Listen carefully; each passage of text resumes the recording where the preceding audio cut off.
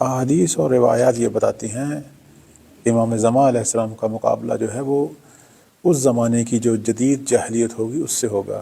یعنی امام مہدی علیہ السلام کے مد مقابل بت پرست نہیں ہوں گے. ہو سکتا ہے دیندار علماء، دین شناس، حتیٰ فقہا، مجتہدین ہوں، اور وہ جو ہیں وہ اپنے آپ کو زیادہ اسلام سے آشنا سمجھتے ہوں اور کہتے ہیں کہ قرآن کی تعویل پہ جنگ کریں گے. جس طرح رسول اللہ صلی اللہ علیہ وآلہ وسلم کی جنگ جو ہے وہ تنزیل قرآن پہ ہوئی، تو وہ تعویل قرآن، یعنی جو جنگ ہوگی وہ حق و باطل کی جنگ ہے.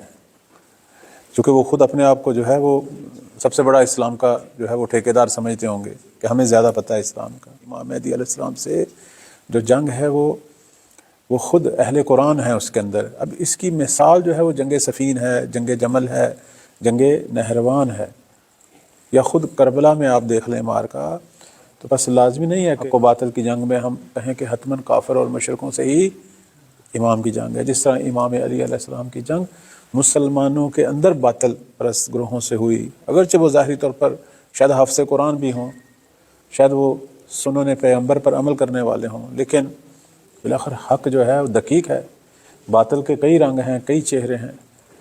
تو اب یہاں سے پتہ چل رہا ہے کہ امام مہدی علیہ السلام کی جنگ کتنی سخت ہے. اس کی اگر ایک مثال آپ لینا چاہیں تو خود مولا علی علیہ السلام کا زمانہ اقتدار بھی ایسا ہی تھا کہ مد مقابل جو ہیں وہ مسلمان تھے اور اپنے آپ کو زیادہ جو ہے وہ وارث اسلام سمجھتے تھے. یہ بعض روایات ایسی ہیں جو بس اوقات سوشل میڈیا پر بھی آتی ہیں کہ مجتہدین سے جنگ، یقیناً ہے مجتہدین سے جنگ ہے، چونکہ امام نے لوگوں کو جو ہے وہ دین حق کی طرف دعوت دینی ہے. تو نتیجتاً جتنے باطل دین ہیں اور ان کے جو علماء ہیں، فقہا ہیں، وہ سارے امام کے مد مقابل کھڑے ہوں گے، لا محالہ کھڑے ہوں گے. اور اس کی ایک مثال چھٹے مولا امام جعفر صادق علیہ السلام نے ایک دفعہ اپنے زمانے کے فقہا سے بھی دی.